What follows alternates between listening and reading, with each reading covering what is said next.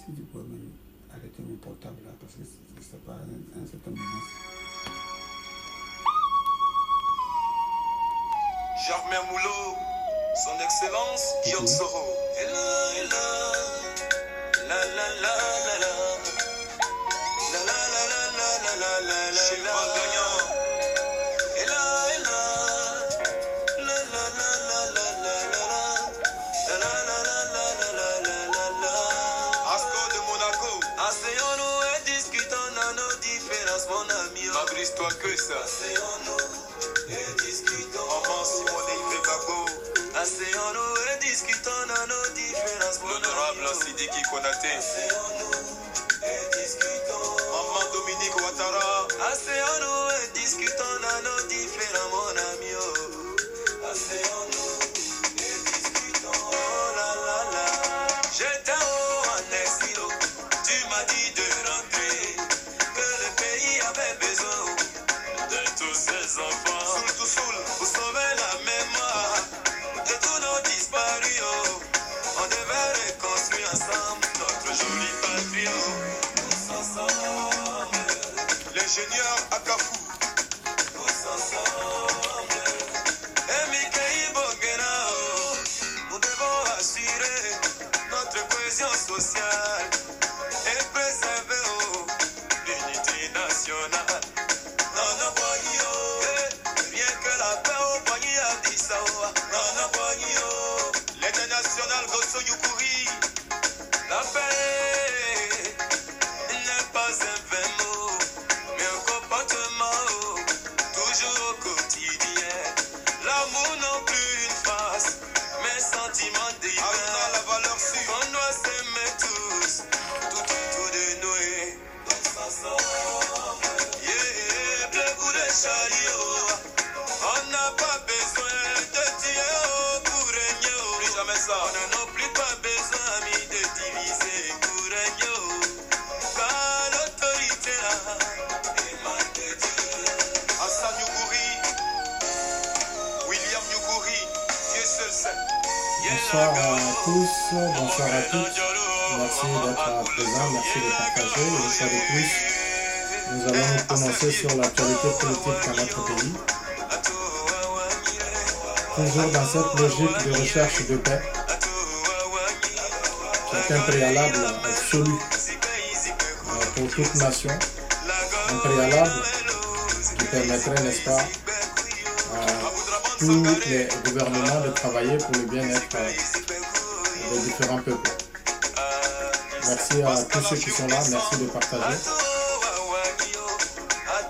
Nous avons décidé aujourd'hui de recevoir un frère qui a bien voulu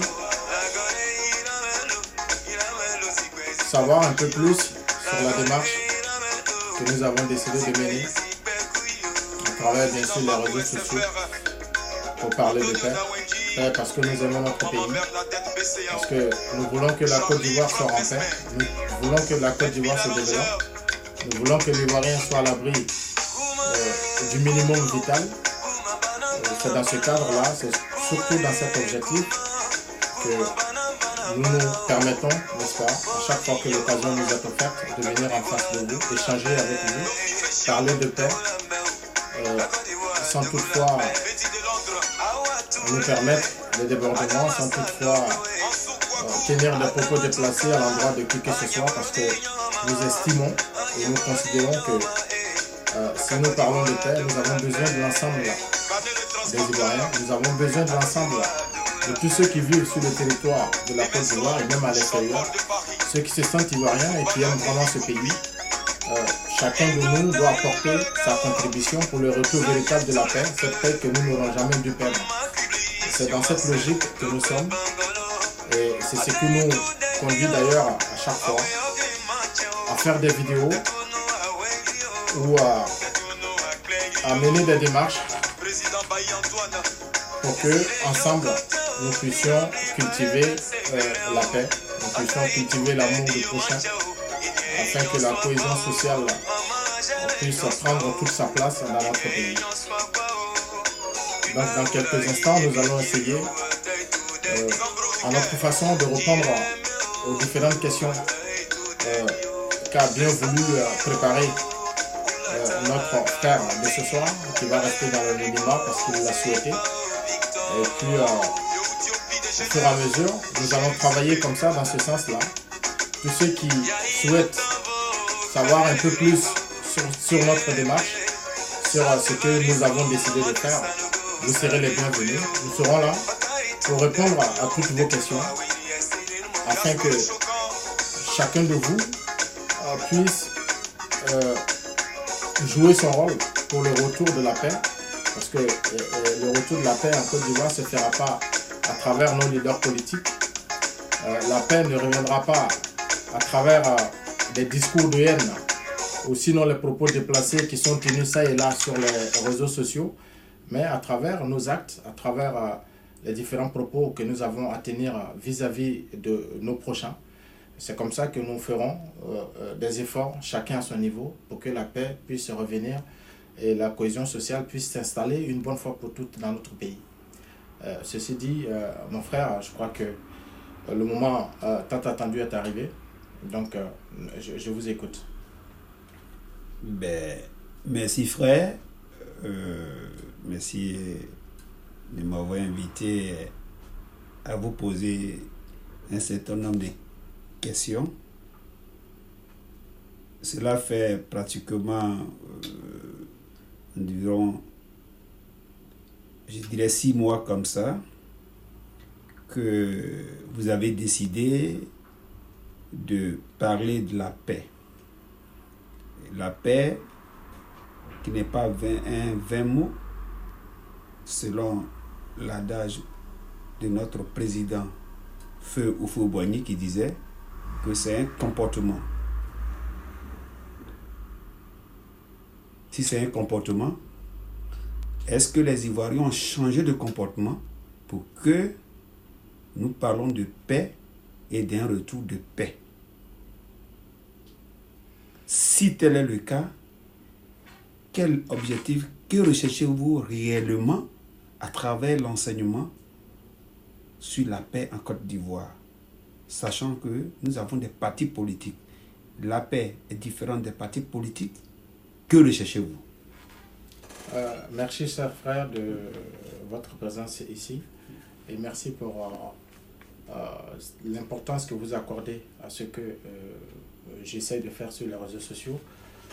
Pour répondre à votre question, je dirais que l'Ivoirien que je suis, l'Ivoirien que nous sommes, pour parler au nom de toute la Côte d'Ivoire, nous avons eu cette chance d'avoir un président de la République, j'ai nommé le président Félix Houphouët-Boigny, paix à son âme, qui a été celui-là même qui a éduqué son peuple et qui, dans sa démarche politique, a eu comme préalable, a eu comme priorité faire en sorte que les Ivoiriens cultivent au quotidien, dans toutes leurs entreprises, qu'ils aient en tête que nous devons être en paix afin que toutes nos démarches dans notre quotidien, que nous puissions faire en sorte que la paix puisse régner en Côte d'Ivoire.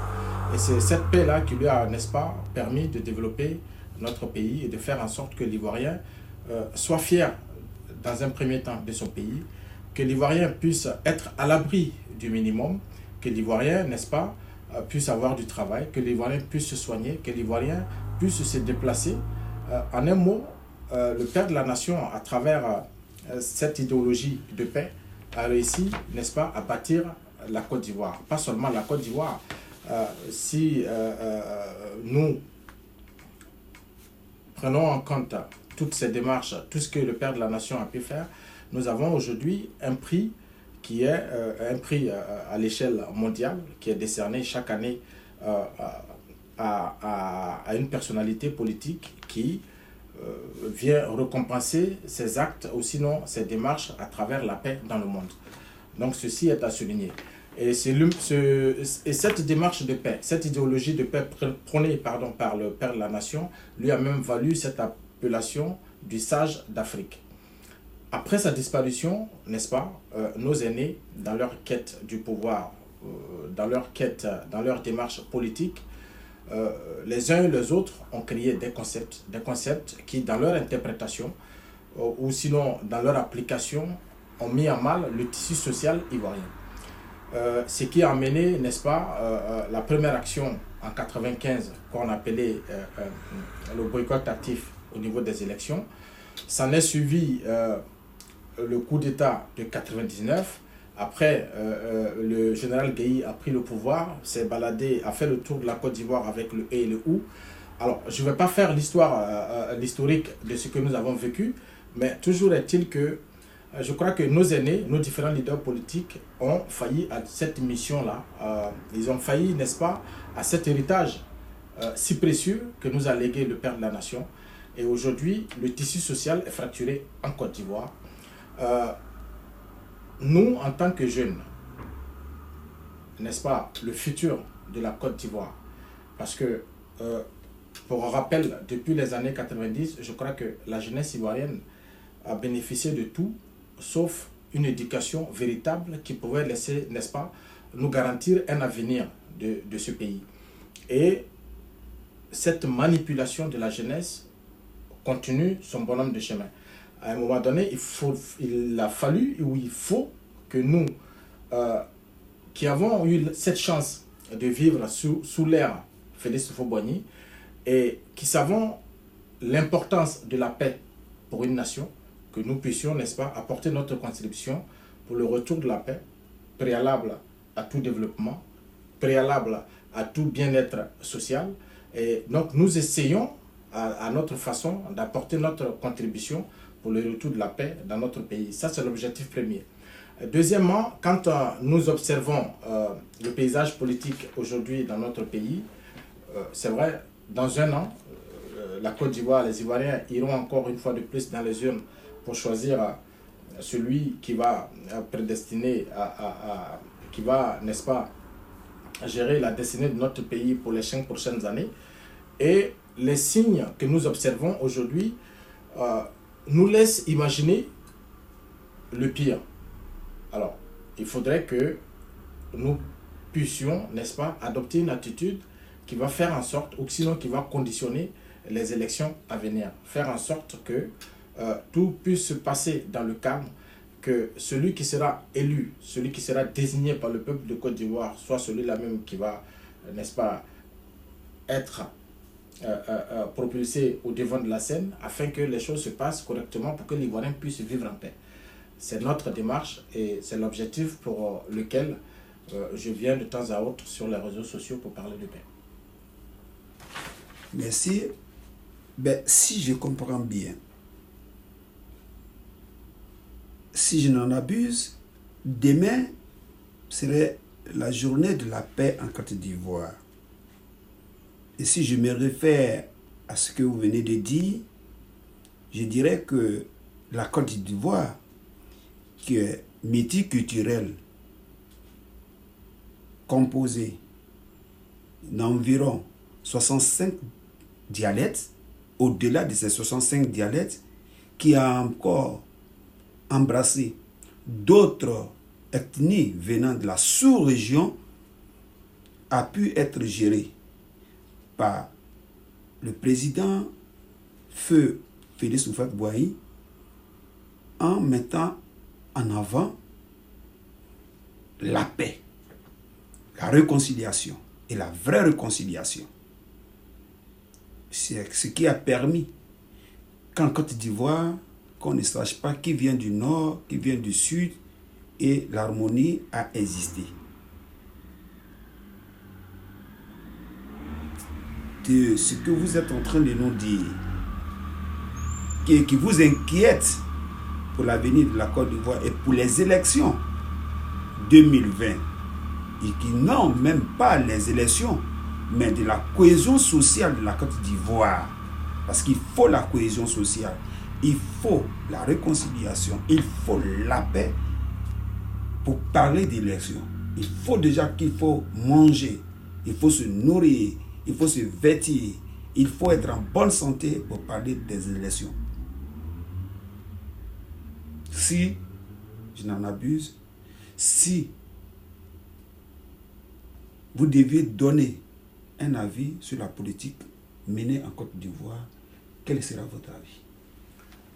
La politique en ce moment qui est menée en Côte d'Ivoire, moi, pour mon avis personnel, je crois qu'elle ne répond pas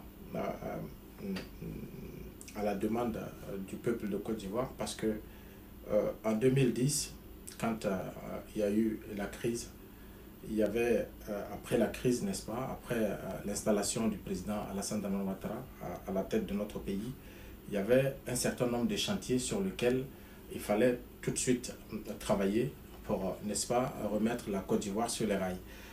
Les différents chantiers, il y avait un qui était très crucial, c'était celui de la réconciliation. Après la réconciliation, il y avait le problème de sécurité. Voilà, parce qu'après une crise d'une telle ampleur, tout naturellement, nous sommes confrontés à un phénomène de banditisme grandissant. Et au-delà de la réconciliation et de la sécurité, il y avait des problèmes sérieux auxquels était confronté le peuple de Côte d'Ivoire. Le problème de l'emploi, le problème de la santé, de l'éducation, etc., etc. Alors aujourd'hui, si nous essayons de regarder de près, c'est vrai qu'à travers les médias ou à travers les réseaux sociaux, un certain nombre de prouesses sont brandies ça et là pour, n'est-ce pas, faire la propagande de ce qui a été fait et ce qui est considéré aujourd'hui comme bilan. Mais quand nous allons en Côte d'Ivoire, parce que j'y ai séjourné il n'y a pas longtemps, et que nous regardons de plus près les problèmes auxquels sont confrontés le peuple de Côte d'Ivoire, cela laisse à désirer. Parce qu'aujourd'hui, il ne suffit pas de parler de rénovation des hôpitaux. Quand on fait la rénovation d'un hôpital, moi je crois qu'il faut y apporter en même temps le matériel qu'il faut pour que les Ivoiriens puissent se soigner.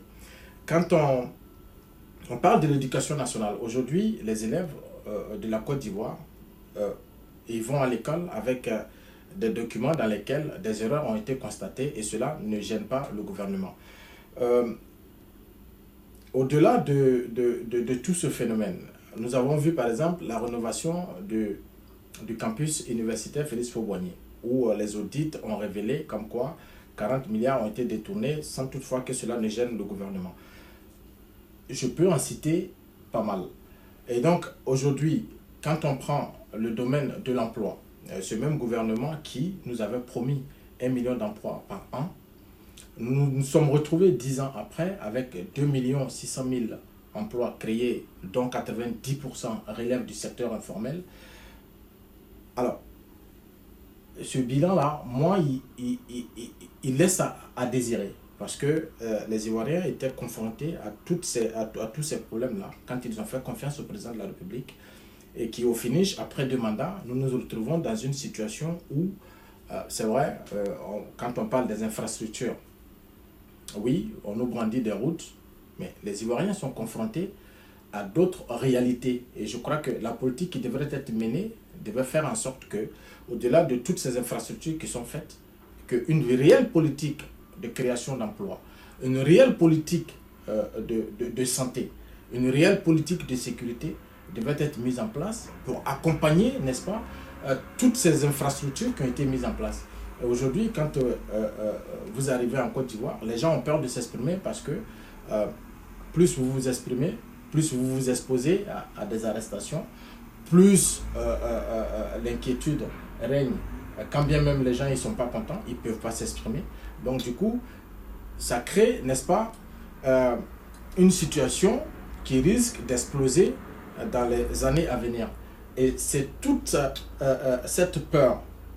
C'est toute cette peur parce que quand nous regardons au niveau des discours de nos leaders politiques, les attaques qui fusent de part et d'autre.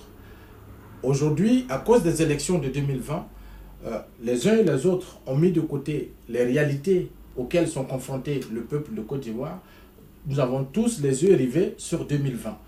Alors, avant d'en arriver à 2020, de quoi va vivre les Ivoiriens? Est-ce que les Ivoiriens arrivent à se soigner correctement? Est-ce que les Ivoiriens ont de l'emploi? Est-ce que, au niveau de la sécurité, les choses sont mises en place pour faire en sorte que les élections puissent se dérouler dans de bonnes conditions et que celui qui va être élu, celui qui sera choisi par les Ivoiriens, sera celui-là même qui va être déclaré vainqueur. Toutes ces questions font qu'aujourd'hui, la situation politique en Côte d'Ivoire fait peur. Et c'est pour cela que nous essayons d'intervenir pour en appeler à la responsabilité de chacun de nos leaders politiques. Parce que la manipulation dont est victime la jeunesse ivoirienne, parce que nous voyons au quotidien des organisations qui naissent de part et d'autre de soutien à un tel ou à un tel autre, au point où le peuple de Côte d'Ivoire, la jeunesse ivoirienne, oublie son quotidien, oublie les réalités auxquelles elle est confrontée pour parler de politique ou pour faire des marches politiques, pour faire des marches de soutien à certains leaders. Nous parlons de paix parce que nous savons que c'est à travers la paix que les élections vont se dérouler dans des conditions meilleures. C'est à travers la paix que nous pourrons, n'est-ce pas, demander à ce gouvernement-là de mettre en place des institutions crédibles qui vont faire que l'Ivoirien va se sentir en sécurité, en paix, en bonne santé et que l'Ivoirien va pouvoir avoir du travail pour subvenir à ses besoins. Merci, mais je reviens encore parce que je ne suis pas encore satisfait. Je ne suis pas satisfait pas de votre réponse, mais je reste sur ma faim compte tenu des informations qui sortent, que vous donnez. Quand vous parlez par exemple, et ça c'est le constat de tout Ivoirien, on parle des infrastructures. Le civisme, le cours du civisme, depuis, je dirais, le primaire, nous dit qu'il y a les devoirs de l'État et les devoirs de l'État envers les citoyens, les devoirs de l'État envers les citoyens, les devoirs du citoyen envers l'État. Le peuple qui est représenté par le citoyen doit voter un président de la République, doit voter. Il a un pouvoir exécutif. Et ce pouvoir-là, maintenant, lorsque le peuple l'élit, il a des devoirs qui font que l'État est appelé à faire des routes, à s'occuper, à construire des hôpitaux, des écoles. Alors, je voudrais simplement savoir, lorsqu'un président de la République, par exemple, ce que nous avons constaté, se déplace à Demokro et qu'on fait venir soit des véhicules de police pour dire que le président de la République fait un don à l'État du Côte d'Ivoire, parce que c'est à des commissariats. Cela est différent du devoir de l'État envers les citoyens ou c'est de ses propres fonds? Très bien, merci pour votre question. Cela m'amène à reprendre de façon très simple parce que cela fait partie aussi des problèmes cruciaux auxquels nous sommes confrontés dans les pays africains.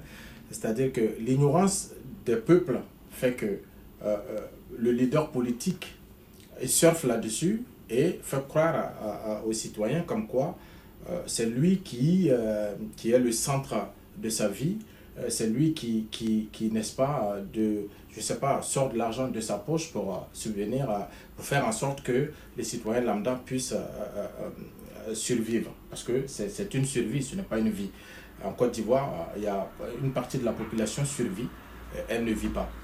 Alors, ce que vous dites c'est tellement intéressant que quand le président de la République doit se déplacer pour aller visiter une région, c'est vrai que nous constatons qu'il y a des véhicules, il y a tout un tas de trucs qui est déployé pour faire croire à la population que oui, c'est la générosité du président de la République, ce qui n'en est pas une.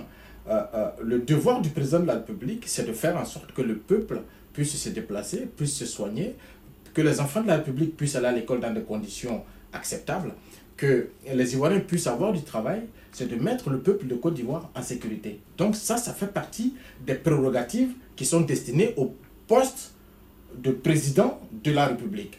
En dehors de ça, ce que nous attendons, n'est-ce pas, en dehors de ces prérogatives ou de ces tâches qui ne relèvent d'aucune compétence ou je ne sais pas, de l'extraordinaire ou qui nécessitent un certain carnet d'adresses, parce que la Côte d'Ivoire est un pays doté d'un potentiel inestimable.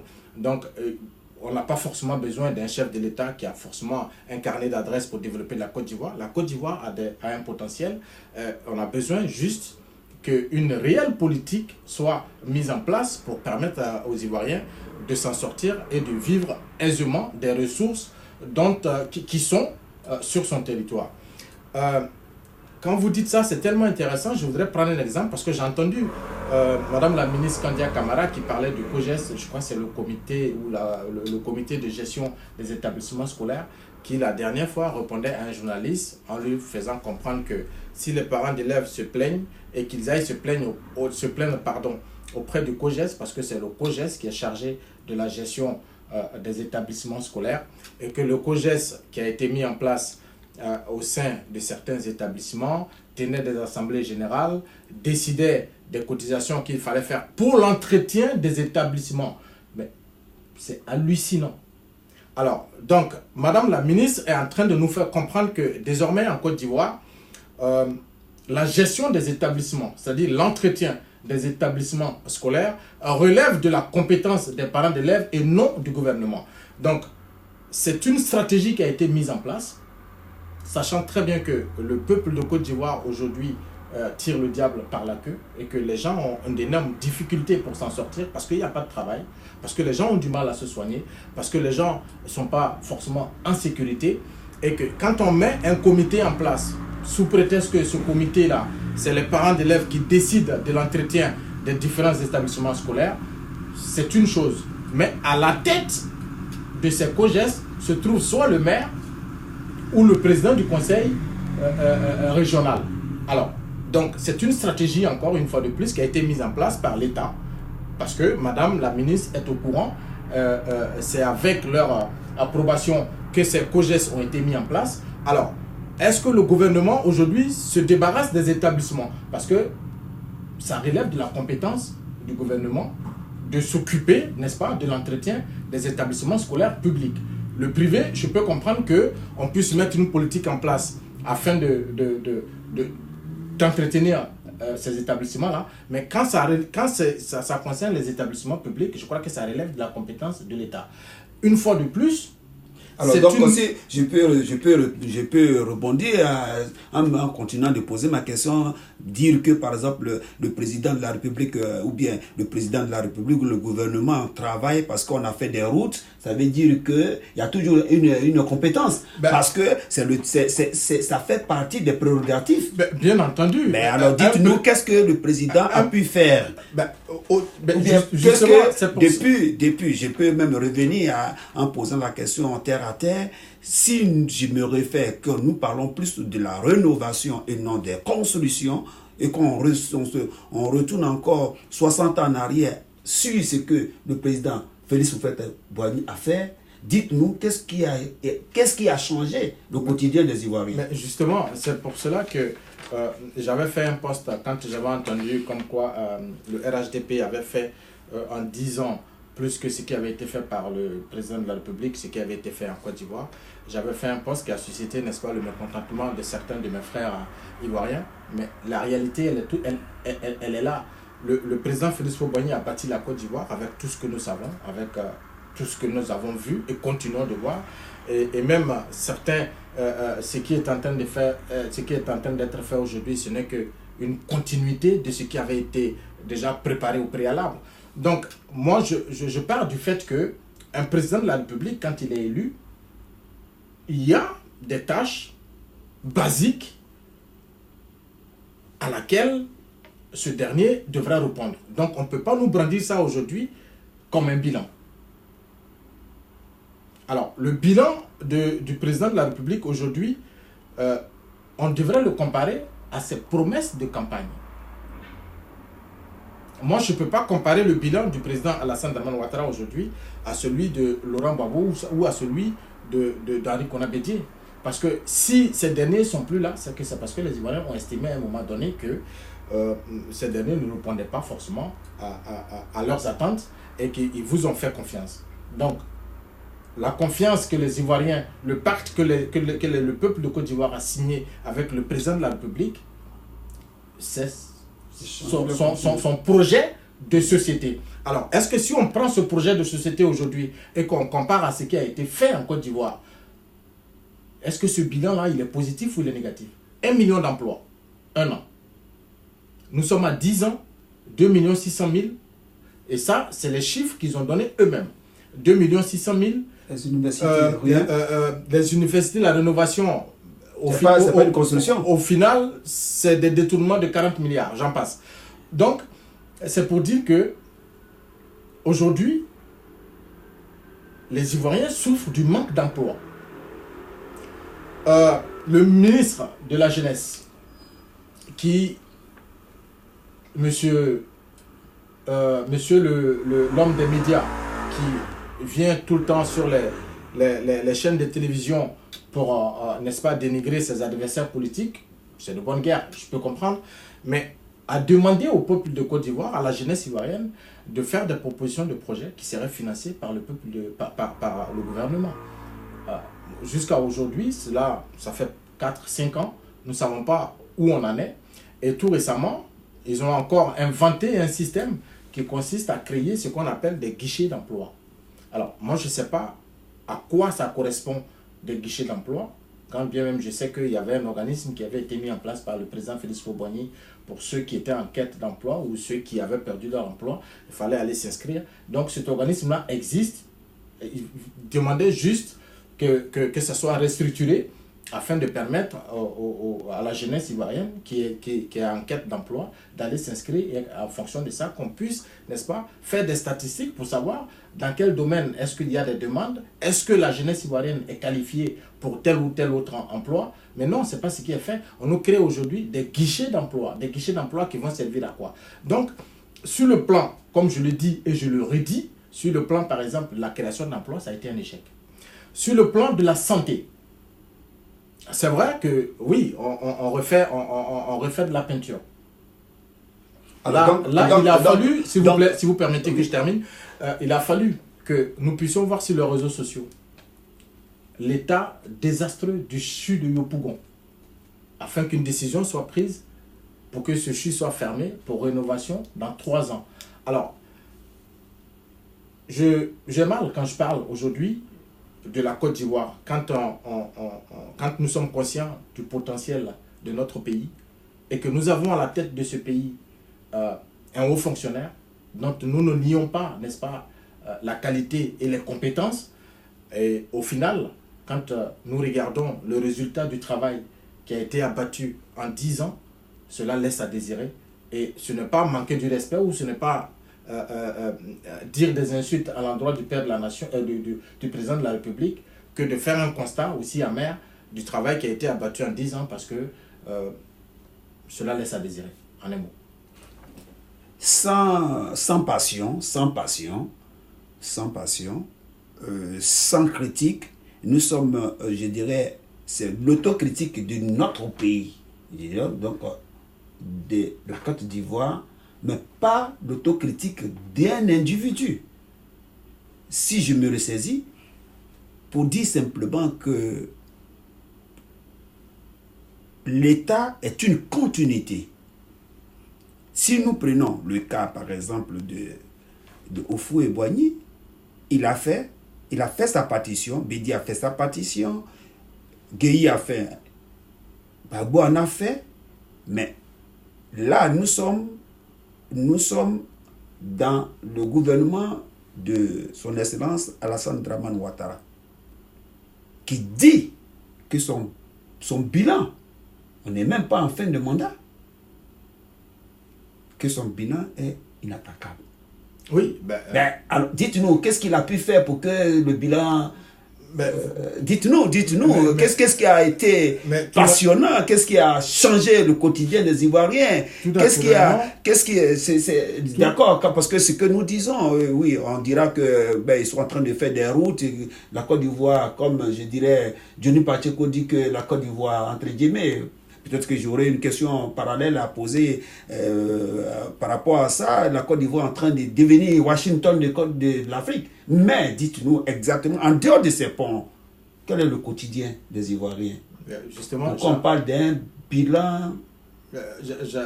J'en parlais au début, n'est-ce pas, de cet entretien. J'ai eu l'occasion d'aller en Côte d'Ivoire il y a 2 semaines. J'ai pu rencontrer des chefs d'entreprise. J'ai même eu la chance de prendre part à un séminaire qui a été organisé par le patronat ivoirien, séminaire auquel a pris part le vice-président Kablan Dinkan et son excellence le président du Rwanda, Paul Kagame. Et ce jour-là, j'aimerais, à travers cette vidéo, féliciter le responsable du patronat camerounais qui a eu, dans son discours, qui a pointé du doigt un certain nombre de faits dont est victime le patronat dans les pays africains, et surtout en Côte d'Ivoire en particulier, parce que les taxes sont énormes. Et même cela a été reconnu par le vice-président Kablan Dinkan. J'étais dans la salle, j'ai pris le temps de bien écouter, de voir un peu. Et donc, c'est pour vous dire que aujourd'hui, le chômage est lié, n'est-ce pas, en premier, de la politique qui est mise en place, et deuxièmement, de ce qui est fait au niveau des taxes. Parce que le patronat ivoirien aujourd'hui est presque étouffé à travers les taxes. Alors, quand les responsables politiques de notre pays viennent sur les antennes, oui, la Côte d'Ivoire, ça va, oui, la Côte d'Ivoire, c'est 15 chiffres de machin, la Côte d'Ivoire, ceci, la Côte d'Ivoire, cela, mais ils ne nous disent pas, en réalité, le vrai, les réalités auxquelles sont confrontés le patronat, auxquelles sont confrontés la jeunesse de Côte d'Ivoire. Quand vous prenez les concours de la fonction publique, ben ça, on n'en parlera jamais assez. Il faut payer. J'ai vu le président de la République s'étonner une fois lors d'une interview où il était surpris du fait que, oui, monsieur le président de la République, je vous confirme que les concours d'admission à la fonction publique, effectivement, quand vous n'avez pas la chance d'avoir 1 million, 1,5 million, ou si vous n'avez pas un parent dans l'administration, si vous n'avez pas un cousin ministre, ou si vous n'avez pas un oncle quelque part qui peut peut-être passer un coup de fil pour dire oui, celui-là c'est mon protégé, ben vous n'aurez jamais la chance de travailler à la fonction publique. C'est un fait et tous les Ivoiriens savent. Deuxièmement, quand il parle de bilan, prenez par exemple le fait, la corruption au niveau des contrôles de routine de la police. C'est le même système qui a existé hier, pour lequel on a critiqué les autres. Ben, c'est la même chose qui se reproduit aujourd'hui. Donc c'est ça qui est le bilan positif? Oui, ben, la corruption. Mais tout naturellement, quand on a 300 et quelques milliards de budget de souveraineté, ça veut dire que chaque jour que Dieu fait, les Ivoiriens donnent 1 milliard de francs CFA à monsieur le président de la République. Tout naturellement, son bilan ne peut qu'être positif. Moi, à sa place, je dirais pareil. Parce que c'est le constat que nous faisons. L'Ivoirien qui, ne serait-ce que, a besoin de 500 francs pour s'acheter un plat de garba, la ticket que nous appelons communément garba en Côte d'Ivoire, mais ne dira pas que ce bilan-là est positif. Mais quand on a un chef d'État, dont le peuple de Côte d'Ivoire lui donne 1 milliard de francs CFA par jour, parce que 342 ou 347 milliards de budget de souveraineté, tout naturellement, ça correspond à 365 jours, 1 milliard par jour. Donc tout naturellement, comment voulez-vous que ce président vous dise que son bilan il est négatif? Non. Il y a le devoir de l'État vis-à-vis des citoyens. Et à mon sens, c'est ce qui est en train d'être fait. C'est une logique dans un pays qui est en paix. Un pays qui regorge d'autant de ressources, tout naturellement, il faut des routes, il faut des infrastructures. Et ça ne relève pas de l'extraordinaire. Ça ne relève pas de l'extraordinaire. Il ne faut pas avoir, je sais pas, il ne faut pas aller sur la Lune pour revenir comprendre que quand on est président de la République, on a besoin de mettre son peuple à l'abri du minimum. Donc, pour moi, c'est vrai, eux, ils le qualifient comme un bilan positif, mais moi, je vais au-delà de toutes ces infrastructures pour parler de santé, pour parler d'emploi, pour parler du patronat ivoirien qui souffre aujourd'hui du fait des taxes. Quand vous allez réclamer vos factures auprès de l'État, alors on vous envoie des audits, on vous envoie des gens pour venir contrôler si vous avez payé ici, parce que j'ai rencontré 2 responsables d'entreprise qui ont des factures auprès de l'État. Et pour payer ces factures-là, c'est tout un tas de problèmes. Au lieu de les payer, c'est des factures, c'est des travaux qui ont été exécutés. La fin des travaux a été constatée. Et maintenant, quand on passe au règlement des factures, c'est là qu'on vous demande un certain nombre de documents qui n'ont rien à voir avec la facture en question, en fait. Donc, c'est pour vous dire que entre ce qui est brandi au quotidien sur les médias ou à travers les réseaux sociaux, la Côte d'Ivoire, il y a d'autres réalités auxquelles les Ivoiriens font face au quotidien. Et c'est de cela que nous parlons parce que quand on étouffe un peuple, un jour arrivera où ce peuple va vouloir s'exprimer, peu importe la manière. Et ce n'est pas ce que nous souhaitons. C'est pour ça que nous prenons, n'est-ce pas, nos responsabilités. Nous essayons, n'est-ce pas, à travers les réseaux sociaux, à travers une organisation qui est en train de se mettre en place, de parler de paix, parce que nous avons besoin de la paix. C'est à travers la paix que nous allons demander à nos responsables politiques l'installation d'institutions crédibles afin de mettre la Côte d'Ivoire sur de bons rails pour le développement harmonieux que nous attendons tous de nos vœux.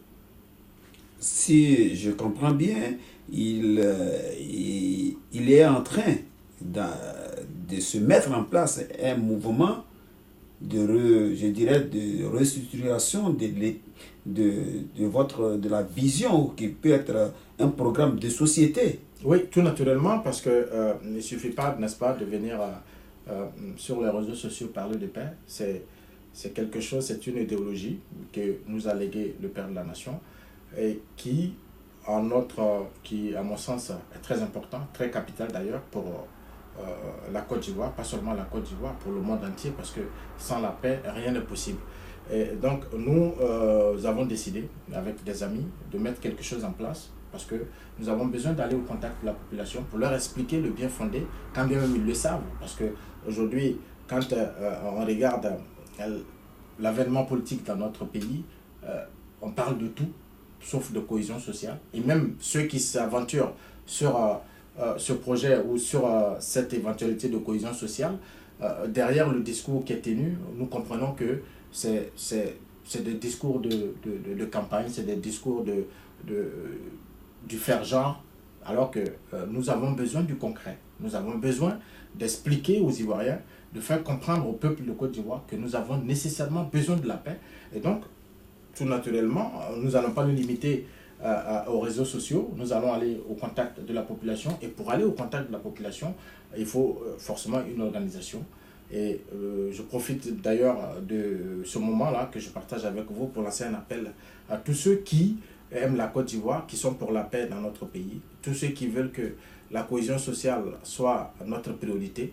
Ils pourront nous rejoindre certainement dans les semaines à venir.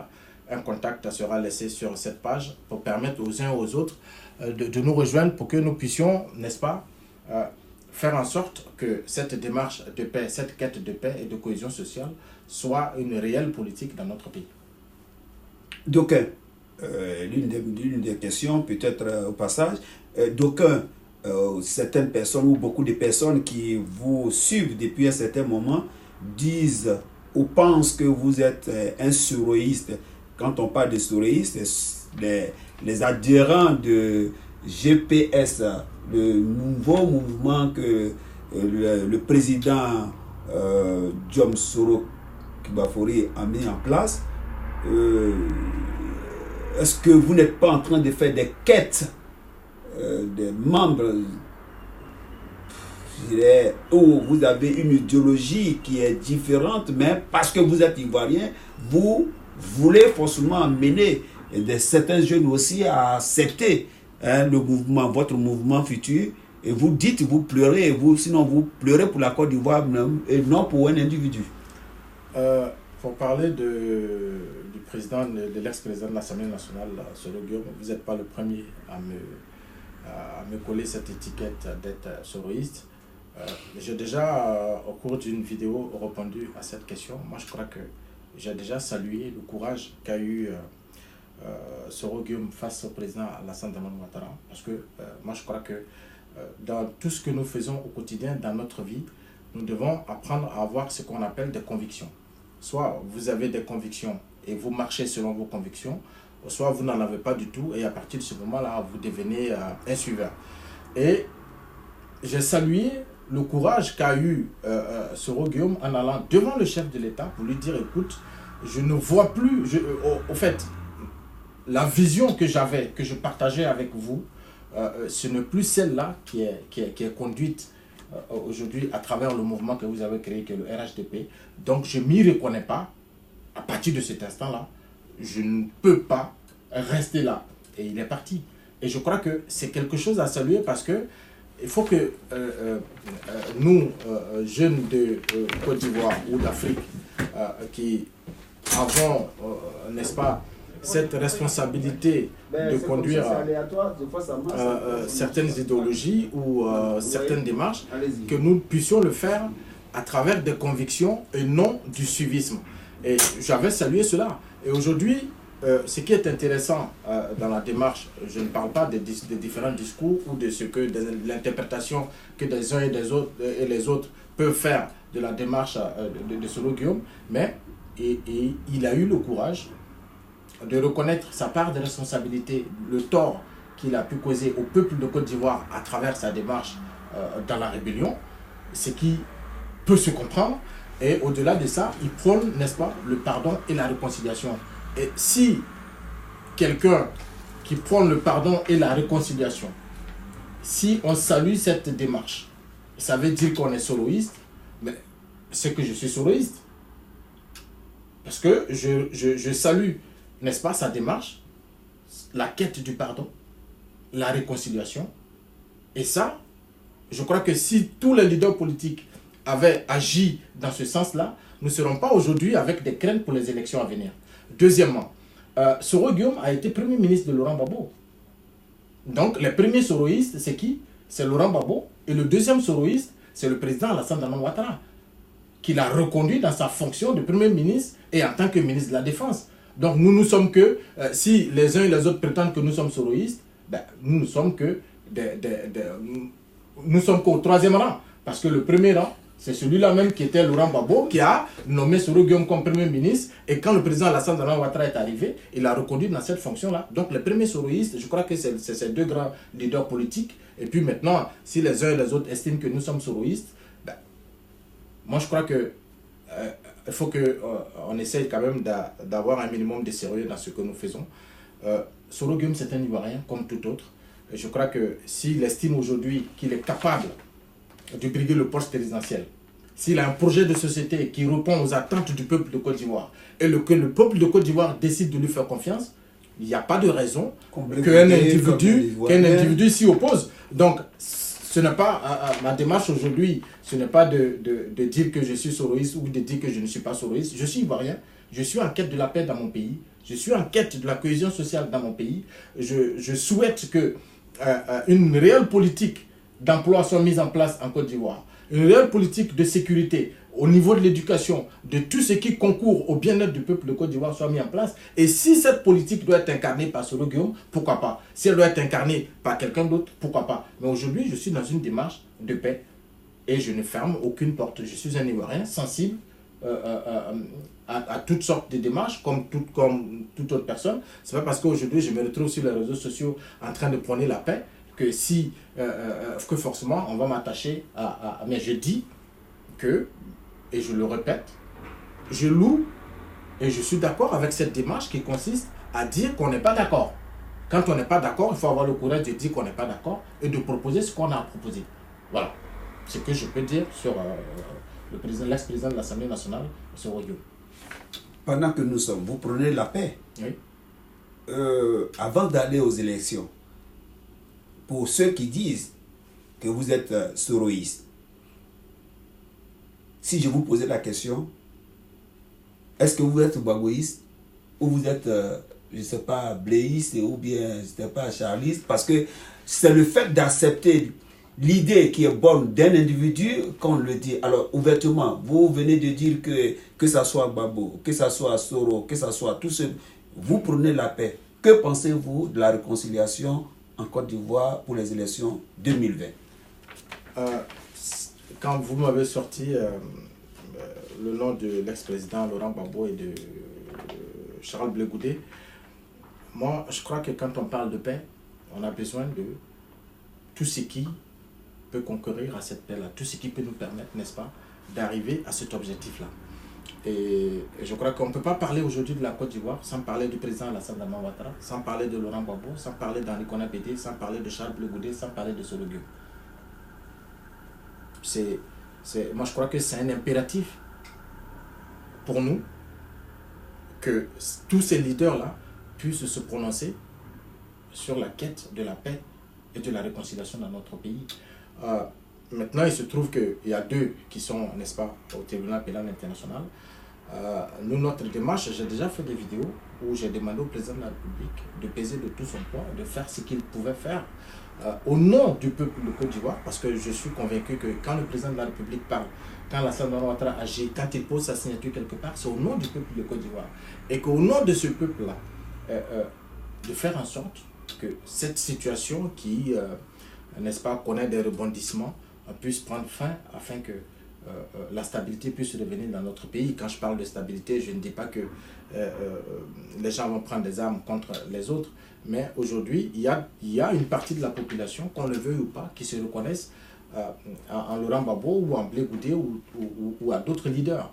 Et nous devons faire en sorte que chaque Ivoirien, et c'est cela la démocratie, chaque Ivoirien puisse s'exprimer, puisse adhérer en fonction de ses sensibilités dans le parti qu'il souhaite, que chaque Ivoirien puisse mener sa démarche politique, chaque Ivoirien puisse vaquer tranquillement à ses occupations sans être inquiété. Donc mon souhait aujourd'hui, dans ma démarche de quête de la paix en Côte d'Ivoire, mon souhait aujourd'hui, c'est que ces deux puissent recouvrir la liberté. Pas parce que je prends une position de coupable ou de pas coupable, parce que la Côte d'Ivoire a traversé une crise. Il y a eu des acteurs, il y a eu, n'est-ce pas, un certain leader, un certain nombre de leaders politiques en Côte d'Ivoire qui étaient concernés par cette crise. Et qu'aujourd'hui, si nous avons décidé de tourner la page, de partir à la paix, c'est en cela que je demande au gouvernement, parce qu'il y a eu encore un événement. Tout à l'heure, on parlait de bilan. Mais la commission dialogue, vérité et réconciliation, les conclusions, on n'en parle plus. Vous voyez, tout ça, c'est des actes qui mettent à mal le peuple. Parce qu'il y a des gens qui ont subi certaines choses. D'accord? Et à qui on a promis, n'est-ce pas, réparation. Ça ne veut pas dire qu'on va ramener les parents, tous les êtres qu'on a perdus. Non. Mais un petit soutien de l'État, que ce soit verbal ou de façon financière, aurait pu, n'est-ce pas, soulager un certain nombre de personnes qui étaient dans cette situation. La commission dialogue, vérité et réconciliation qui a été mise en place et qui a travaillé les conclusions, nous ne savons pas où elles sont. Le dédommagement des victimes, on ne sait pas où on en est. Les déchets toxiques, le dédommagement des victimes, on ne sait pas où on en est. Alors, vous voyez, il y a pas mal de problèmes comme ça qu'on a laissés endormis. Mais oui, quand on est n'est-ce pas, quand on est ministre ou qu'on est président de la République, ou on est directeur d'institution ou patron d'un président d'institution ou ceci, cela, c'est vrai qu'on n'est pas confronté au quotidien à cette population-là qui souffre et qui a envie de manifester un certain mécontentement, mais qui, à défaut de moyens ou à défaut de contact, ben, les gens, ils sont obligés de se taire, mais ils ont mal, en fait. Ils sont rongés au quotidien. Et c'est tout ça, c'est la réparation de toutes ces situations qui va nous conduire tout tranquillement vers la réconciliation et la paix. Et si nous voulons la paix, si nous voulons la réconciliation dans notre pays, nous avons besoin de tous les Ivoiriens, à commencer par le président de la République jusqu'aux citoyens lambda, que ce soit ceux qui sont en prison ou ceux qui ne le sont pas, ceux qui sont en exil. Tout le monde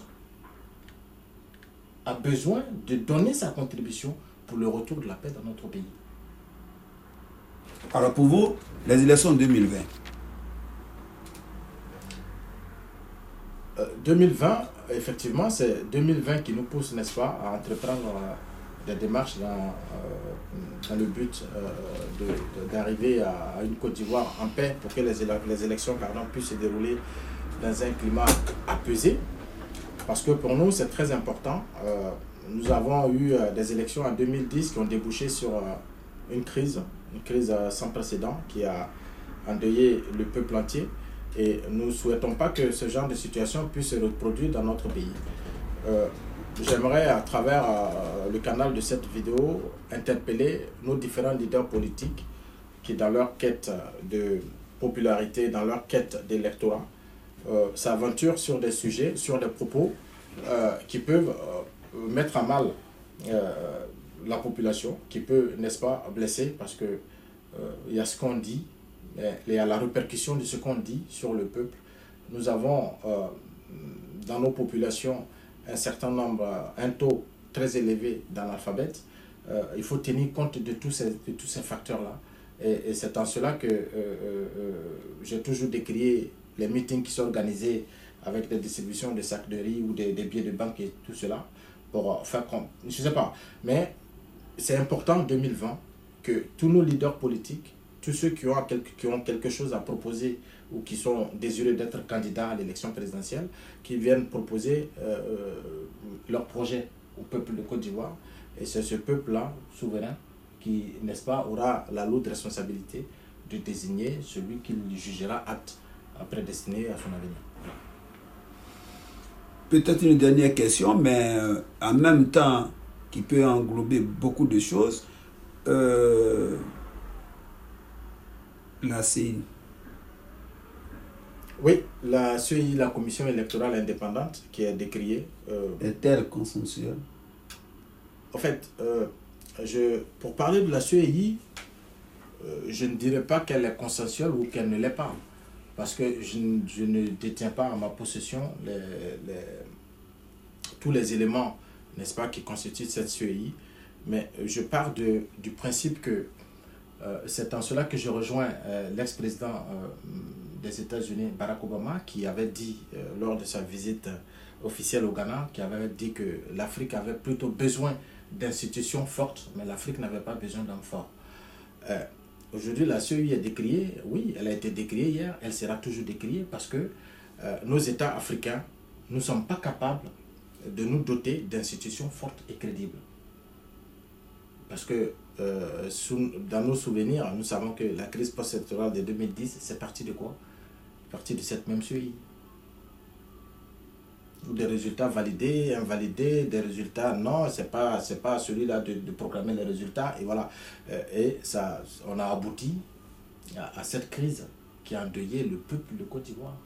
Donc, le bon fonctionnement d'un État ou d'un pays, mais la priorité, ou sinon le socle de ce fonctionnement-là, est lié forcément à la crédibilité de ces institutions. Et c'est ça le problème récurrent des États africains, parce que nous ne sommes pas capables de nous doter d'institutions fortes et crédibles. Aujourd'hui, en Côte d'Ivoire, personne n'a confiance en la CEI. En tout cas, pour ce qui est de l'opposition, personne n'a confiance en la CEI. Pour ce qui est du parti au pouvoir, tout le monde est unanime pour dire que la CEI, telle qu'elle est constituée, là, c'est bon, on peut aller à des élections libres, transparentes et crédibles. Alors, quand on part à une élection avec des données pareilles, mais tout naturellement, on peut s'attendre forcément qu'à des contestations. Et nous savons par expérience ce que les contestations on peut produire dans notre pays. C'est pour cela que j'aimerais, à travers cette vidéo, toujours interpeller le chef de l'État de faire en sorte que cette institution-là, particulièrement, qu'il fasse en sorte qu'elle soit crédible et qu'elle ne soit pas l'objet ou la source d'un futur conflit dans notre pays, parce que les Ivoiriens en ont marre de conflits. Pourtant, on nous dit que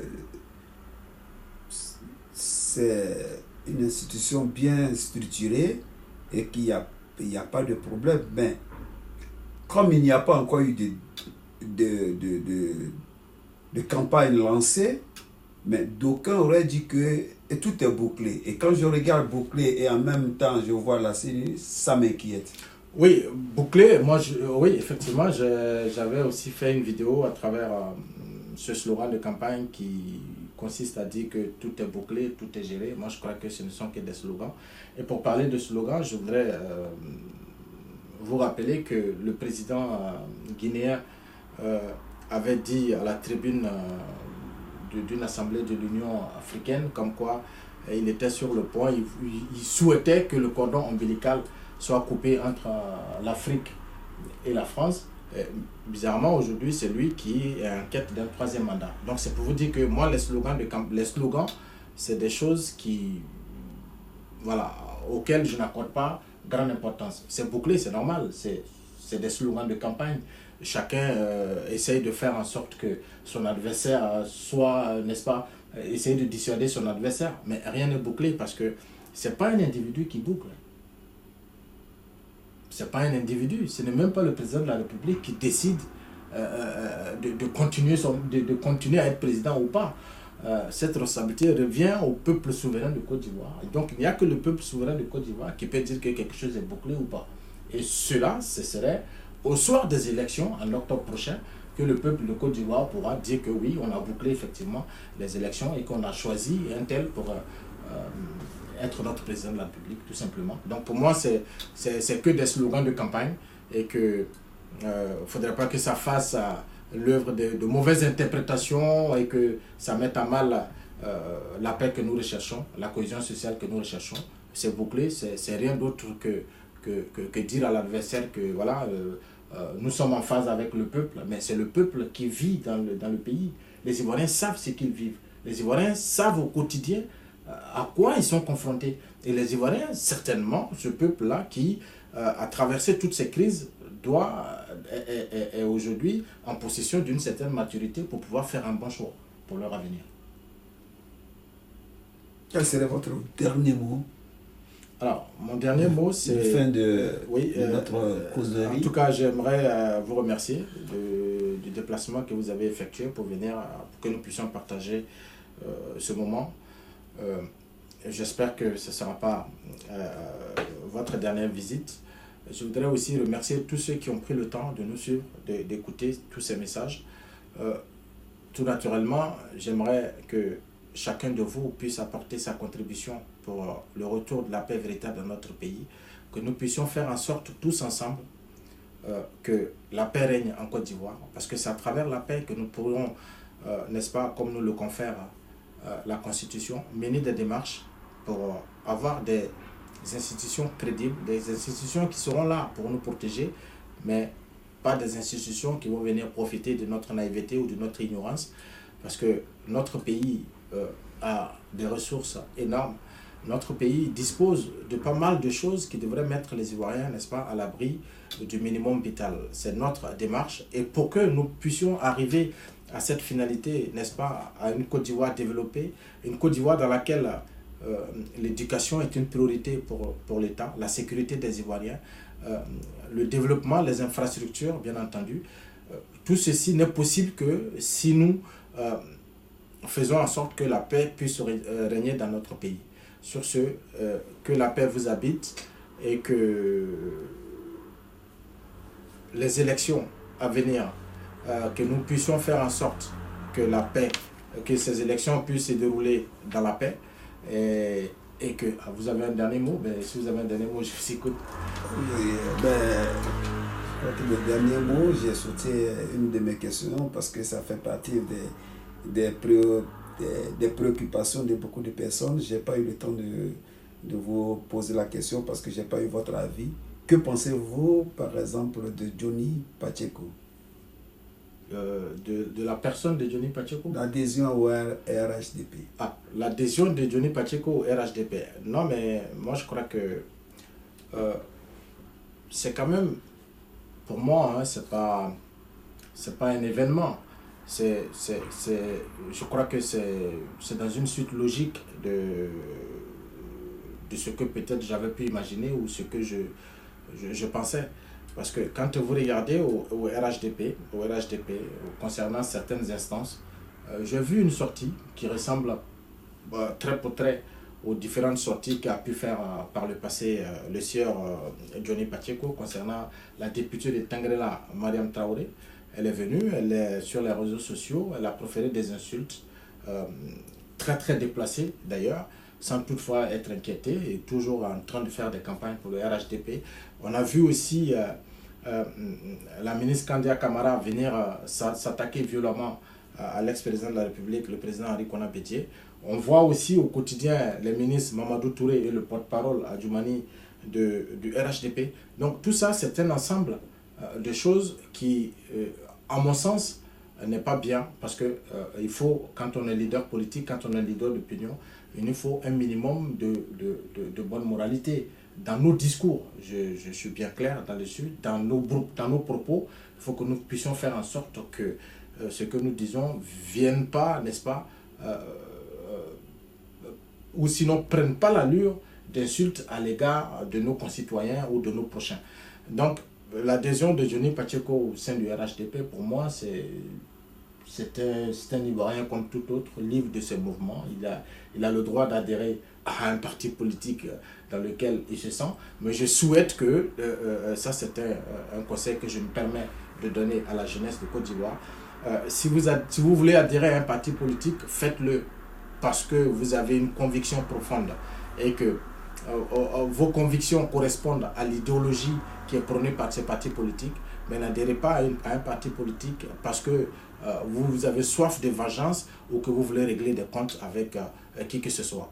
Parce que vos convictions vont porter ses fruits et vont faire en sorte que votre lendemain va changer. Que la paix vous habite et que les élections de 2020 puissent se dérouler dans un climat social apaisé. Vive la Côte d'Ivoire, pour que vivent les Ivoiriens. Je vous remercie et à bientôt. Au revoir.